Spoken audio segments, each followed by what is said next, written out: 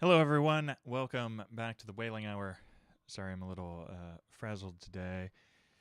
We were once again having internet troubles, but it seems to mostly have settled, so fingers crossed we'll be able to get through this afternoon our standard 6 chapters.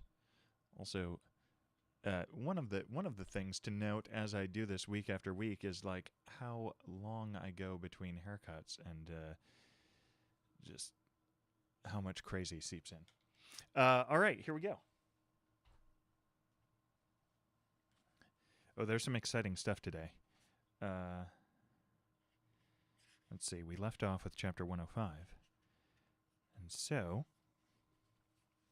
we're going to pick up with chapter 106, Ahab's Leg. Let me get a sip of coffee and we'll dive back in.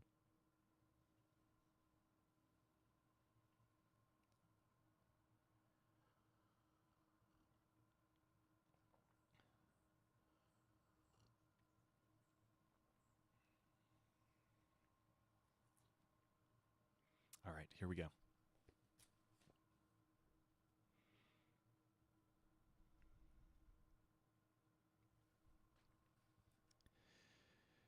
The precipitating manner in which Captain Ahab had quitted the Samuel Enderby of London had not been unattended with some small violence to his own person.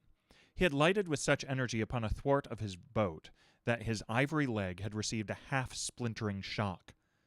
And when, after gaining his own deck and his own pivot hole there, he so vehemently wheeled round with an urgent command to the steersman, it was, as ever, something about his not steering inflexibly enough. Then the already shaken ivory received such an additional twist and wrench that though it still remained entire and to all appearances lusty, yet Ahab did not deem it entirely trustworthy. And indeed, it seems small matter for wonder that for all his pervading mad recklessness, Ahab did at times give careful heed to the condition of that dead bone upon which he partly stood. For it had not been very long prior to the Pequod's sailing from Nantucket that he had been found one night lying prone upon the ground and insensible by some unknown and seemingly inexplicable, unimaginable casualty.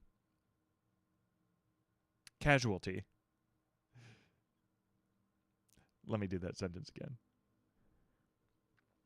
For it had not been very long prior to the Pequod's sailing from Nantucket that he had been found one night lying prone upon the ground and insensible by some unknown and seemingly inexplicable, unimaginable casualty, his ivory limb having been so violently displaced that it had stake-wise smitten and all but pierced his groin.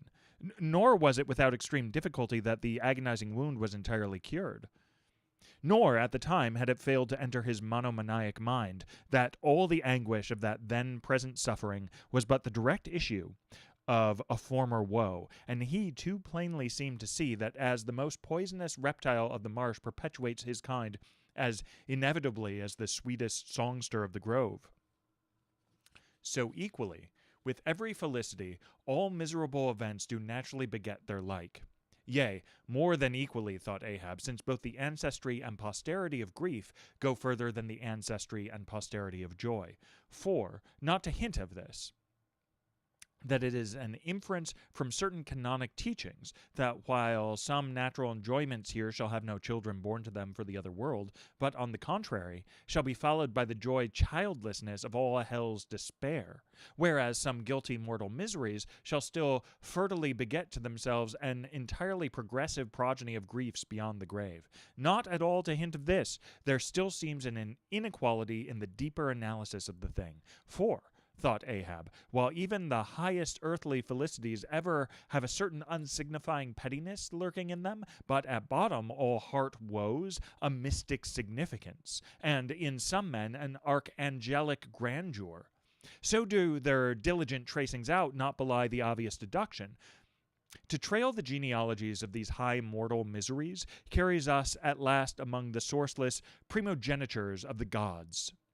So that, in the face of all the glad haymaking suns and soft symboling round harvest moons, we must needs give in to this, that the gods themselves are not forever glad. The ineffaceable, sad birthmark in the brow of man is but the stamp of sorrow in the signers.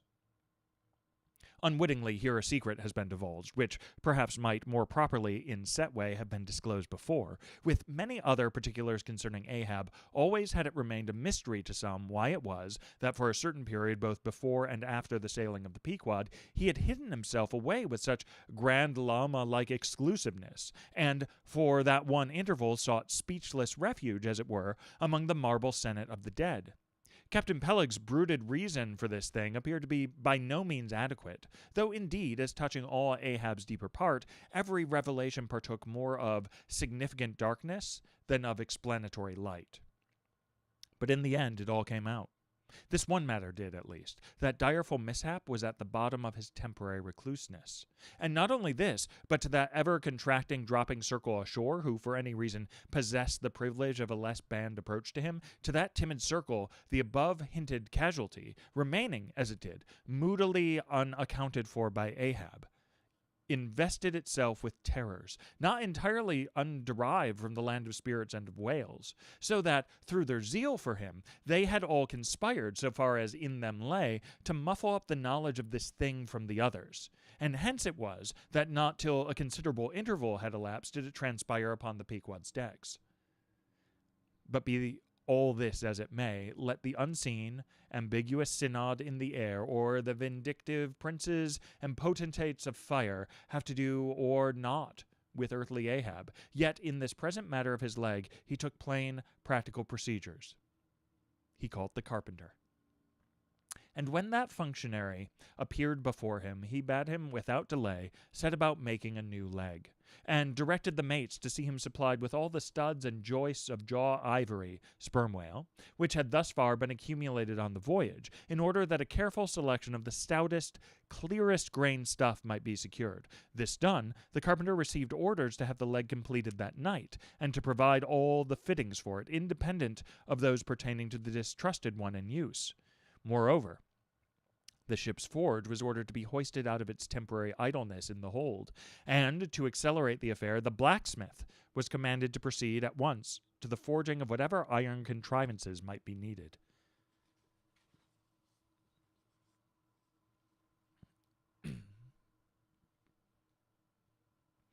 Chapter 107. The Carpenter.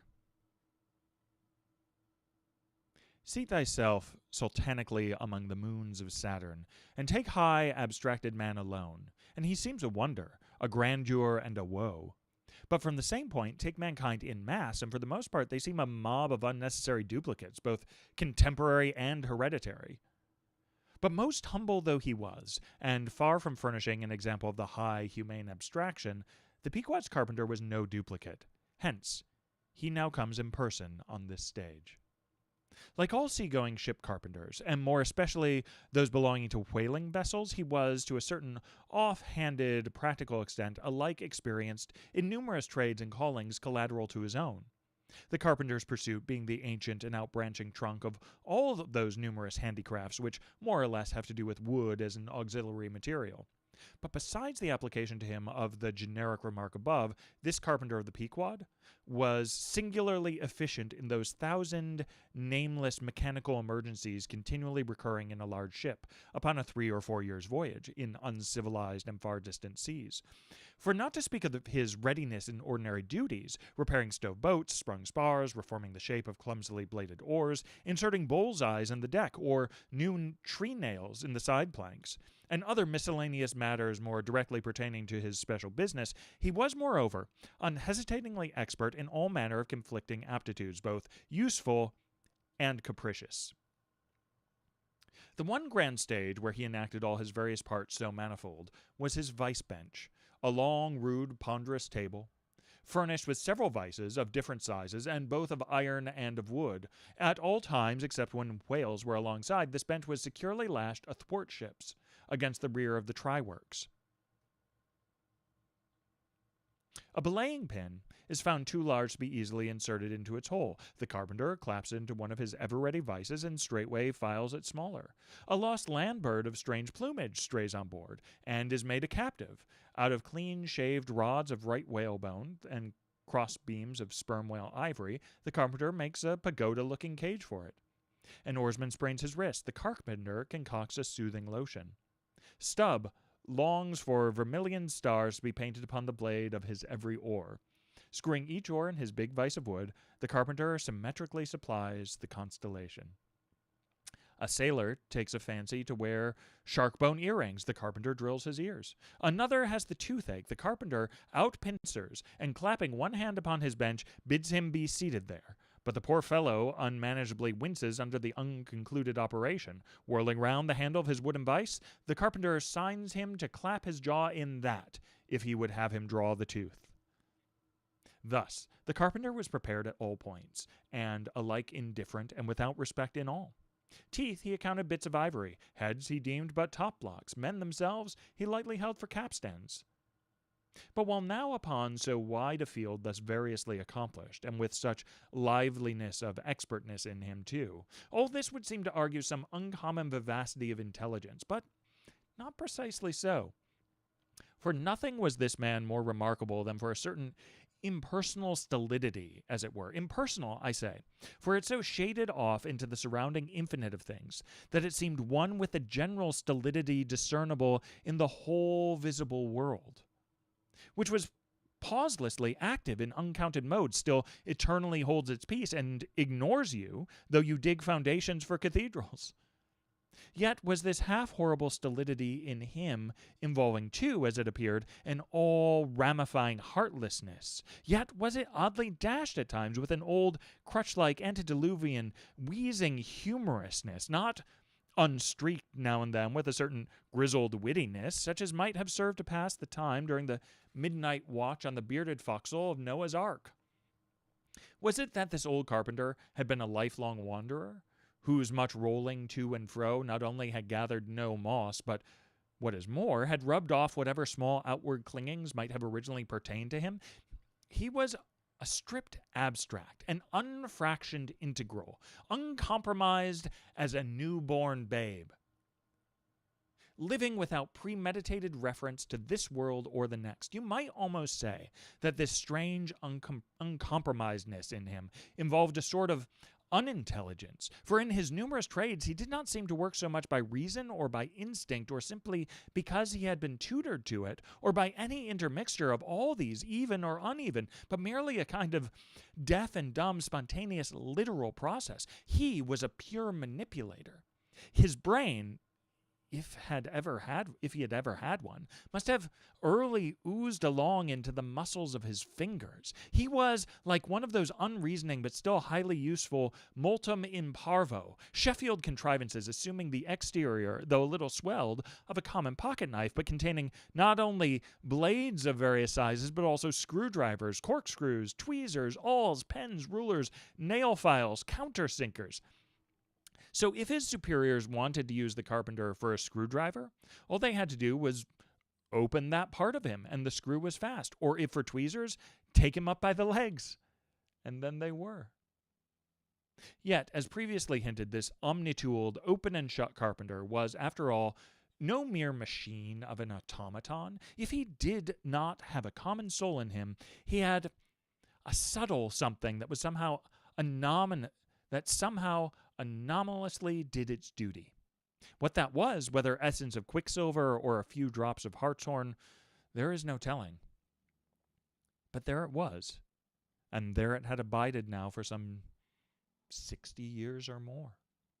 And this it was, this same unaccountable, cunning life principle in him. This it was that kept him a great part of the time soliloquizing, but only like an unreasoning wheel, which also hummingly soliloquizes. Or rather, his body was a sentry box, and this soliloquizer on guard there, and talking all the time to keep himself awake.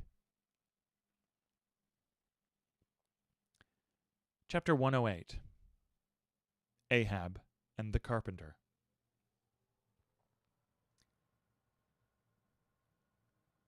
The deck. First night watch.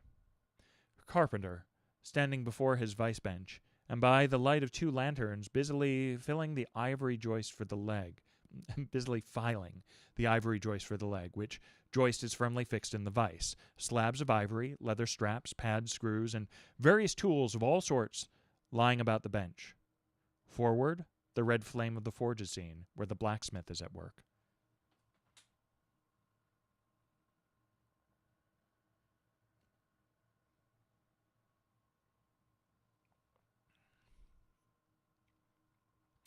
Drat the file and drat the bone. That is hard which should be soft, and that is soft which should be hard. So we go. Who file old jaws and shin bones? Let's try another. Aye, now this works better. Hush! Hello! This dome buzzes. Hush! Why, it's... Hush! Yes, it's... Hush! Bless my soul! It won't let me speak. This is what an old fellow gets now for working in dead lumber. Saw a live tree, and you don't get this dust. Amputate a live bone, and you don't get it. Come, you old smut, there. Bear a hand, and let's have that ferrule and buckle screw. I'll be ready for them presently. Lucky now. Has no knee joint to make. That might puzzle a little, but a mere shin bone, why, it's as easy as making hop holes. Only I should like to put a good finish on it. Time. If I but only had the time, I could turn him out as neat a leg now as ever. Scrape to a lady in a parlor. Those buckskin legs and calves of legs I've seen in shop windows wouldn't compare at all. They soak water, they do, and of course get rheumatic and have to be doctored with washes and lotions just like live legs. There, before I saw it off, now I must call old Mogulship and see whether the length will be all right. Too short, if anything, I guess. Ha! That's the heel. We are in luck. Here he comes. Or it's somebody else, that's certain. Ahab, advancing. During the ensuing scene, the carpenters continue sneezing at times. Well, man-maker. Just in time, sir. If the captain pleases, I will now mark the length. Let me measure, sir. Measured for a leg. Good. Well, it's not the first time. About it. There. Keep thy finger on. There. Keep thy finger on it. This is a cogent... Let me start this section again. These changes are tricky. Ahab advancing. During the ensuing scene, the carpenter continues sneezing at times. Well, man-maker. Just in time, sir. If the captain pleases, I will now mark the length. Let me measure, sir. Measured for a leg. Good. Well, it's not the first time. About it. There. Keep thy finger on it. This is a cogent vice thou hast, Herr Carpenter. Let me feel its grip once. So. It does pinch some. Oh, sir, it will break bones. Beware. No fear. I like a good grip. I like to feel something in this slippery world that can hold man. What's Prometheus about there? The blacksmith, I mean. What's he about? He must be forging the buckle screw, sir, now. Right. It's a partnership. He supplies the muscle part. He makes a fierce red flame there. Aye, sir. He must have the white heat for this kind of fine work. So he must. I do deem it now a most meaning thing that old Greek Prometheus, who made men, they say, should have been a blacksmith and animated them with a fire. For what's made him fire must properly belong to the fire, and so hell's probable. How the soot flies. This must be the remainder of the Greek made the Africans of. Carpenter, when he's through with that buckle, tell him to forge a pair of steel shoulder blades. There's a peddler aboard with a crushing pack. Sir? Hold. While Prometheus is about it, I'll order a complete man after a desirable pattern.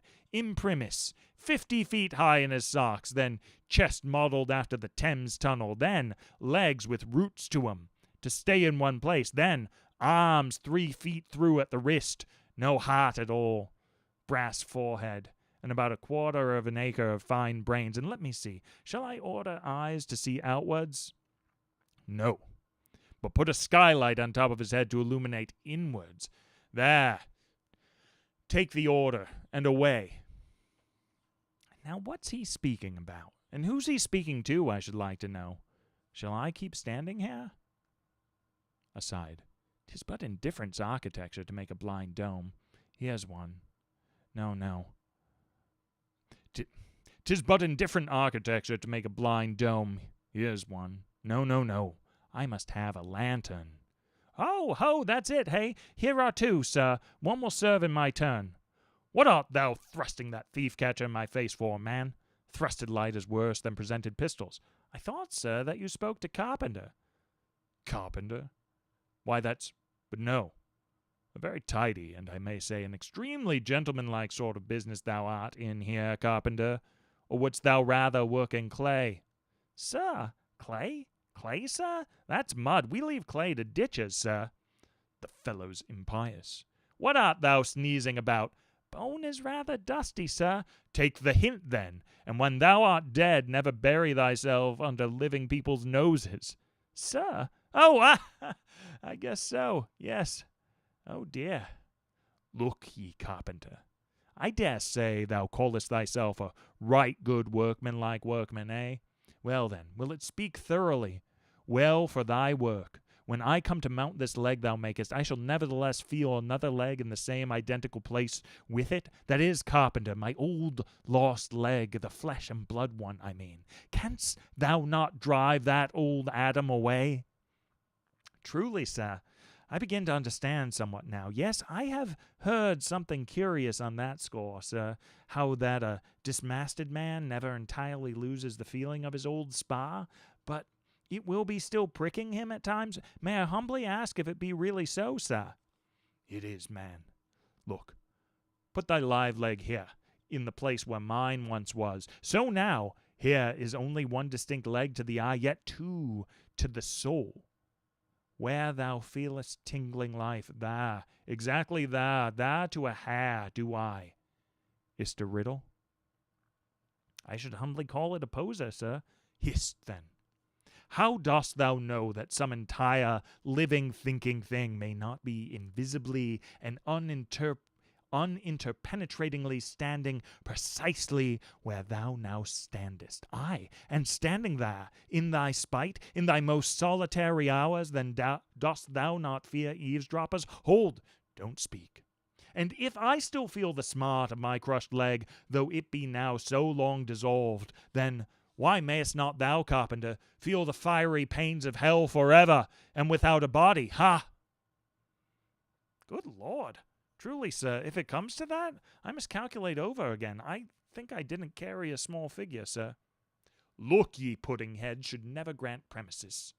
How long before the leg is done?" "Perhaps an hour, sir." "Bungle away at it, then, and bring it to me." Turns to go.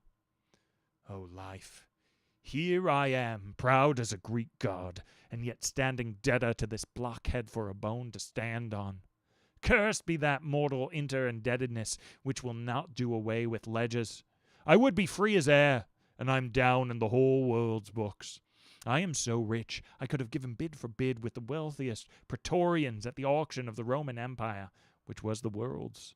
And yet I owe for the flesh and the tongue I brag with. By heavens, I'll get a crucible, and into it, and dissolve myself down to one small, compendious vertebra. So." Carpenter, resuming his work. Well. Stubb knows him best of all, and Stubb always says he's queer. Says nothing but that one sufficient little word, queer. "He's queer," says Stubb. "He's queer, and keeps dinning into it, Mr. Starbuck. Dinning it into Mr. Starbuck all the time. "Queer, sir, queer, very queer. And here's his leg. Yes, now that I think of it, here's his bedfellow. Has a stick of whale's jawbone for a wife. And this is his leg. He'll stand on this. What was that now about one leg standing in three places and all three places standing in one house? How was that? I don't wonder he looks so scornful at me. I'm a sort of strange-thoughted sometimes, they say, but that's only haphazard-like. Then a short, little old body like me should never undertake to wade out into deep waters with tall, harem-built captains. The water chucks you under the chin pretty quick, and there's a great cry for lifeboats. And here's the heron's leg, long and slim, sure enough. Now, for most folks, one pair of legs lasts a lifetime, and that must be because they use them mercifully, as a tender-hearted old lady uses her roly-poly old coach horses. But Ahab, he's a hard driver. Look, driven one leg to death, and spavined the other for life, and now wears our bone legs by the cord. Halloa, there, you smart. Bear a hand thou with those screws, and let's finish it before the resurrection fellow comes a-calling with his horn for all legs, true or false, as brewery men go round collecting old beer barrels to fill 'em up again. What a leg this is. Looks like a real live leg, filed down to nothing but the core. He'll be standing on this tomorrow. He'll be taking altitudes on it. Hello! I almost forgot the little oval slate, smooth ivory way figures up the latitude. So, chisel, file, and sandpaper now.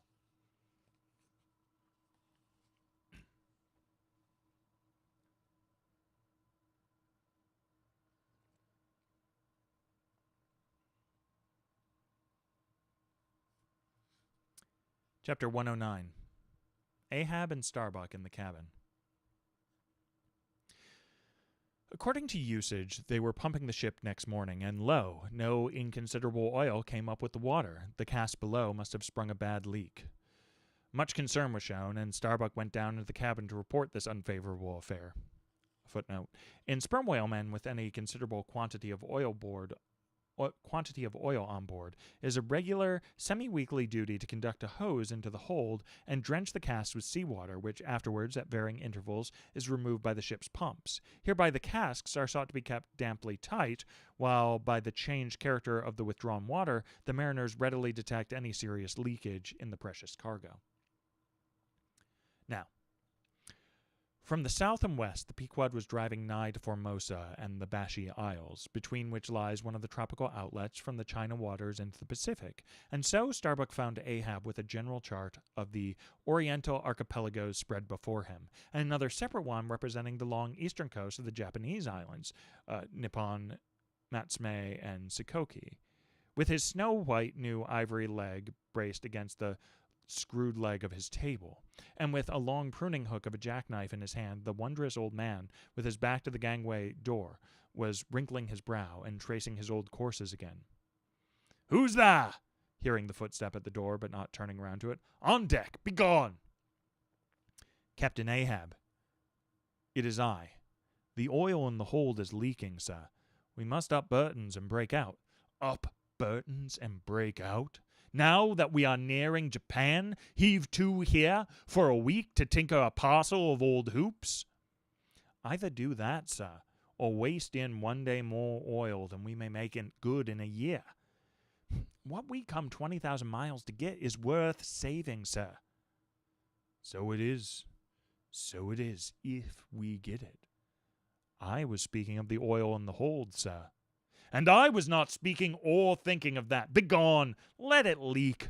I'm all a leak myself. Aye, leaks and leaks. Not only full of leaky casks, but those leaky casks are in a leaky ship, and that's a far worse plight than the Pequod's, man. Yet I don't stop to plug my leak, for who can find it in the deep-loaded hull, or how hope to plug it, even if found in this life's howling gale? Starbuck! I'll not have the Burtons hoisted." "What will the owners say, sir?" "Let the owners stand on Nantucket Beach and out-yell the typhoons. What cares Ahab? Owners, owners. Thou art always prating to me, Starbuck, about those miserly owners, as if the owners were my conscience. But look ye, the only real owner of anything is its commander, and hark ye, my conscience is in the ship's keel. On deck." "Captain Ahab," said the reddening mate, moving further into the cabin with a daring so strangely respectful and cautious that it almost seemed not only every way seeking to avoid the slightest outward manifestation of itself, but within also seemed more than half distrustful of itself. "A better man than I might well pass over in thee what he would quickly enough resent in a younger man, aye, and in a happier, Captain Ahab." "Devils! Dost thou then so much as dare to critically think of me? On deck!" "Nay, sir, not yet. I do entreat, and I do dare, sir, to be forbearing. Shall we not understand each other better than hitherto, Captain Ahab?"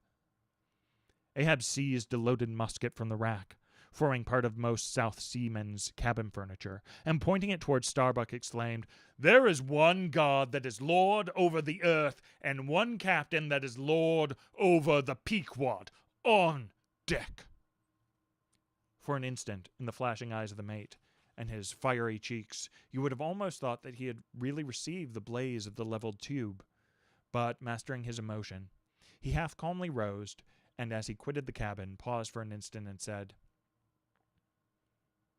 "Thou hast outraged, not insulted me, sir.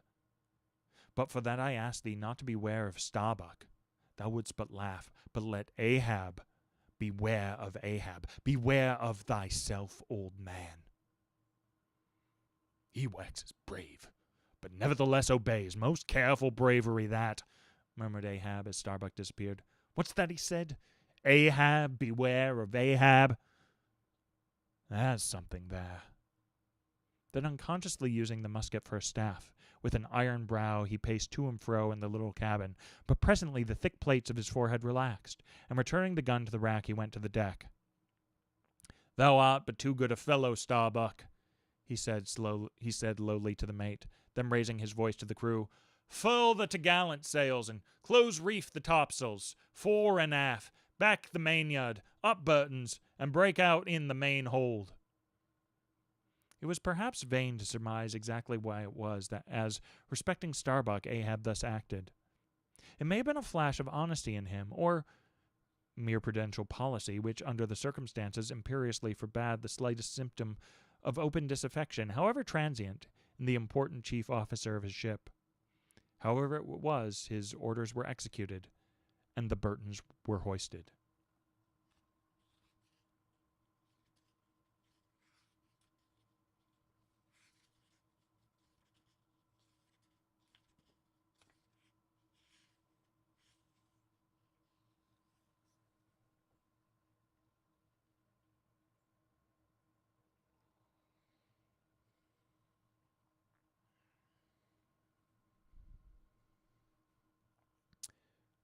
Chapter 110.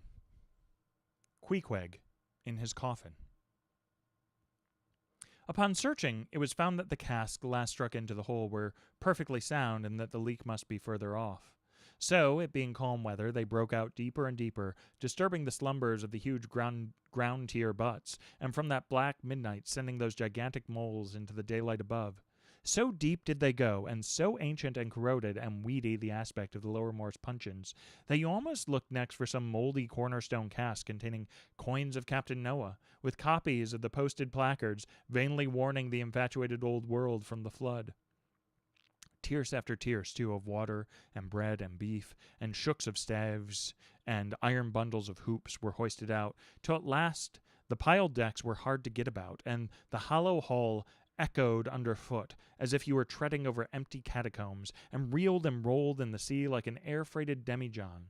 Top-heavy was the ship as a dinnerless student with all Aristotle in his head. Well was it that the typhoons did not visit them then. Now, at this time it was that my poor pagan companion and fast-bosom friend Queequeg was seized with a fever, which brought him nigh to his endless end. Be it said that in this vocation of whaling, sinecures are unknown. Dignity and danger go hand in hand.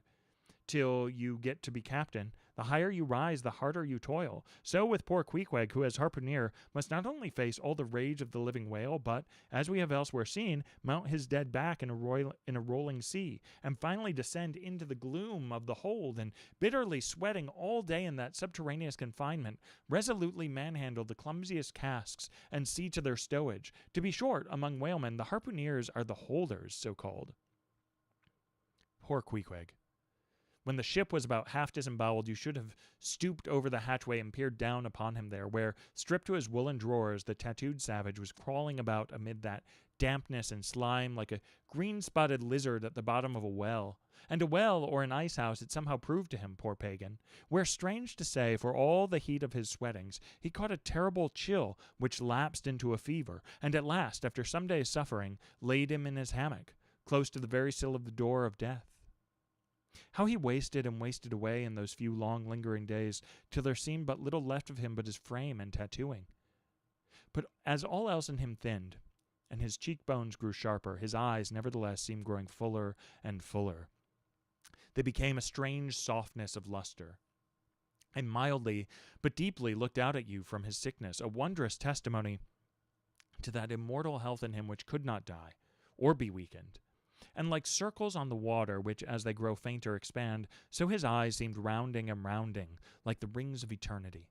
An awe that cannot be named would steal over you as you sat by the side of this waning savage, and saw as strange things in his face as any beheld who were bystanders when Zoroaster died. For whatever is truly wondrous and fearful in man, never yet was put into books or words.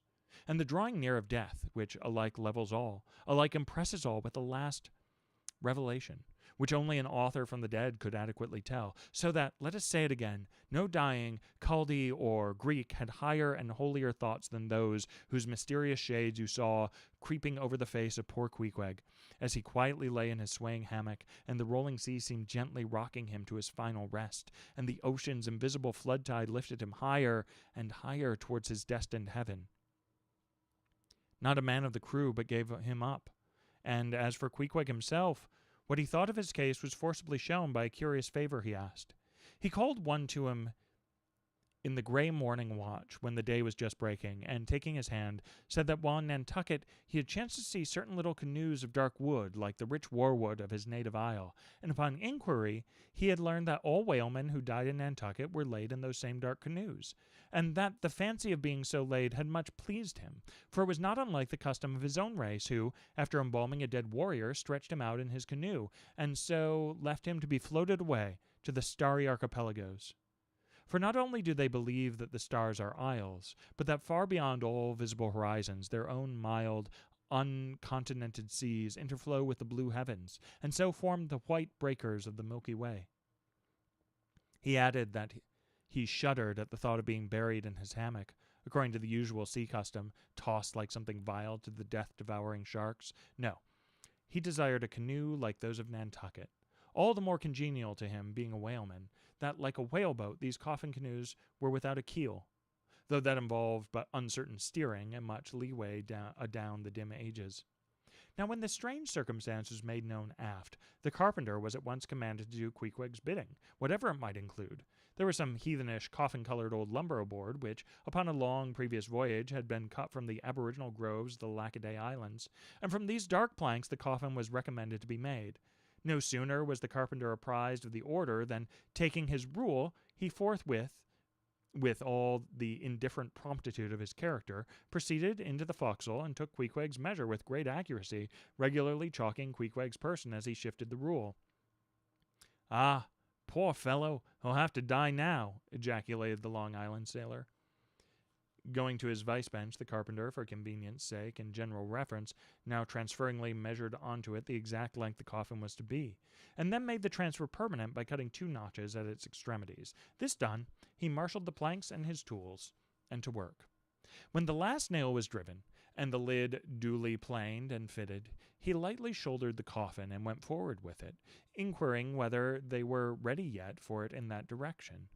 Overhearing the indignant but half-humorous cries with which the people on deck began to drive the coffin away, Queequeg, to everyone's consternation, commanded that the thing should be instantly brought to him, nor was there any denying him, seeing that, of all mortals, some dying men are the most tyrannical, and certainly, since they will shortly trouble us so little for evermore, the poor fellows ought to be indulged. Leaning over his hammock, Queequeg long regarded the coffin with an attentive eye. He then called for his harpoon, had the wooden stock drawn from it, and then had the iron part placed in the coffin along with one of the paddles of his boat, all by his own request. Also, biscuits were then ranged round the sides within, a flask of fresh water was placed at the head, and a small bag of woody earth scraped up in the hold at the foot, and a piece of sailcloth being rolled up for a pillow. Queequeg now entreated to be lifted into his final bed, that he might make trial of its comforts, if it had any. He lay without moving a few minutes, then told one to go to his bag and bring out his little god, Yojo. Then, crossing his arms on his breast, with Yojo between, he called for the coffin lid, hatch he called it, to be placed over him. The head part turned over with a leather hinge, and there lay Queequeg in his coffin, with little but his composed countenance in view. "Rarme, it will do. It is easy," he murmured at last, and signed to be replaced in his hammock. But ere this was done, Pip, who had been slyly hovering near by all this while, drew nigh to him where he lay, and with soft sobbings took him by the hand, in the other holding his tambourine. Poor Rover, will ye never have done with all this wearing, Rover? Where go ye now? But if the currents carry ye to those sweet Antilles, where the beaches are only beat with water lilies, will you do one little errand for me? Seek out one Pip, who's now been missing long. I think he's in those far Antilles. If ye find him, then comfort him, for he must be very sad. For look, he left his tambourine behind. I found it. Rig-a-dig-dig. Now, Queequeg, die, and I'll beat your dying march.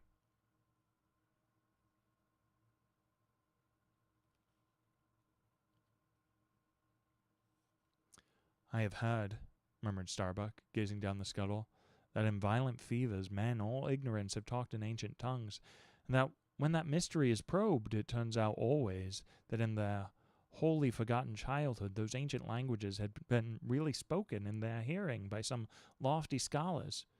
So to my fond faith, poor Pip, in this strange sweetness of his lunacy, brings heavenly vouchers of all our heavenly homes. Where learned he that but thou? Hark, he speaks again, but more wildly now. Form 2 and 2. Let's make a general of him. Ho! Where's his harpoon? Lay it across here. Rig-a-dig-dig. Huzzah! Oh, for a gamecock now to sit upon his head and crow.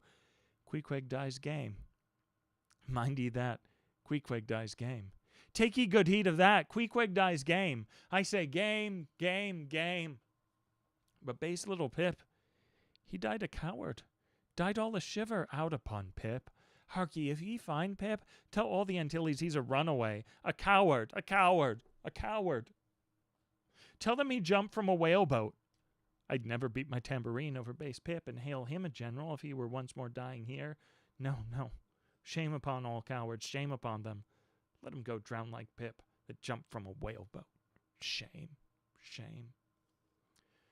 During all this, Queequeg lay with closed eyes as if in a dream.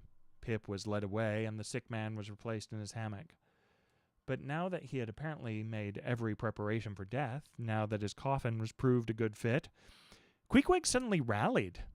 Soon there seemed no need of the carpenter's box, and thereupon, when some expressed their delighted surprise, he, in substance, said that the cause of his sudden convalescence was this. At a critical moment, he had just recalled a little duty ashore, which he was leaving undone, and therefore had changed his mind about dying. He could not die yet, he averred. They asked him then whether to live or die was a matter of his own sovereign will and pleasure. He answered, certainly.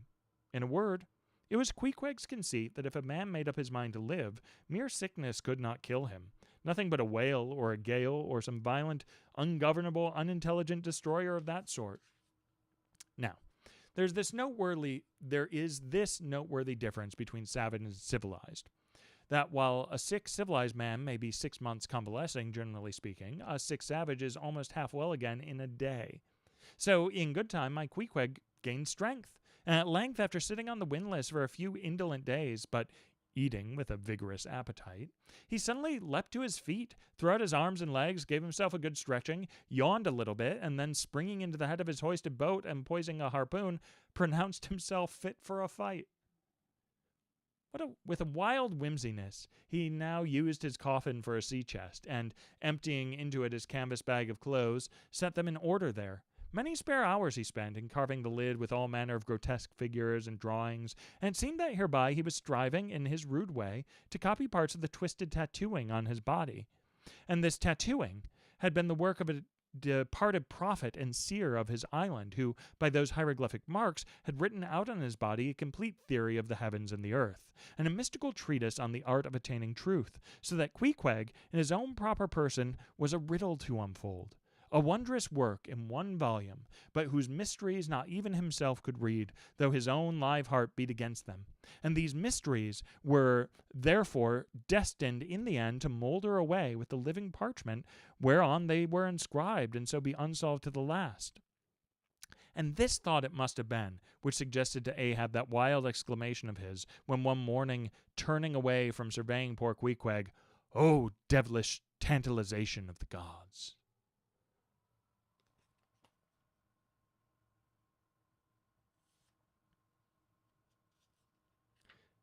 Chapter 111, The Pacific. When gliding by the Banshee Isles, we emerged at last upon the great South Sea. Were it not for other things, I could have greeted my dear Pacific with uncounted thanks. For now, the long supplication of my youth was answered. That serene ocean rolled eastwards from me 1,000 leagues of blue. There is, one knows not what sweet mystery about this sea, whose gently awful stirring seemed to speak of some hidden soul beneath, like those fabled undulations of the Ephesian sod over the buried evangelist St. John. And meet it is that over these sea pastures, wide rolling watery prairies and potters' fields of all four continents, the waves should rise and fall and ebb and flow unceasingly. For here, millions of mixed shades and shadows, drowned dreams, somnambulisms, reveries, all that we call lives and souls lie dreaming, dreaming still, tossing like slumberers in their beds, the ever-rolling waves, but made so by their restlessness.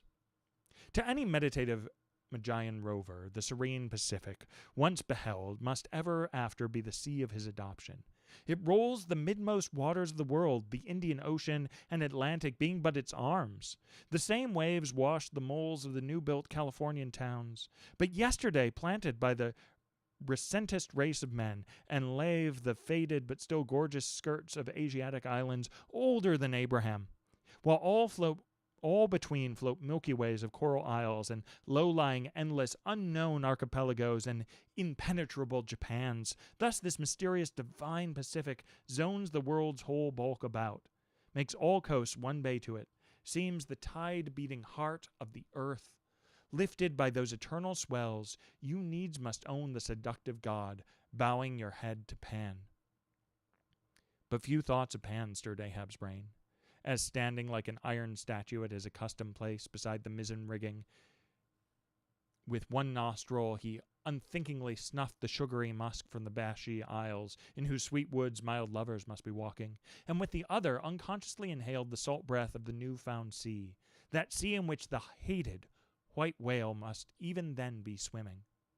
Launched at length upon these almost final waters, and gliding towards the Japanese cruising ground, the old man's purpose intensified itself. His firm lips met like the lips of a vice. The delta of his forehead's veins swelled like the overladen brooks. In his very sleep, his ringing cry ran through the vaulted hall. "Stand all! White whale spouts thick blood!"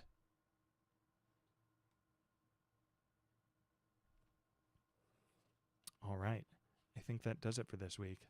Let me count some chapters real quick. Let's see, we did 6, 7, 8, 9, 10, 11. Look at that, 6 chapters today. All right, great. Thanks so much for joining me. We'll be back next week. Look how little of the book remains. Whoa. We've done all that together. So thanks for that. All right. I'll see you next week.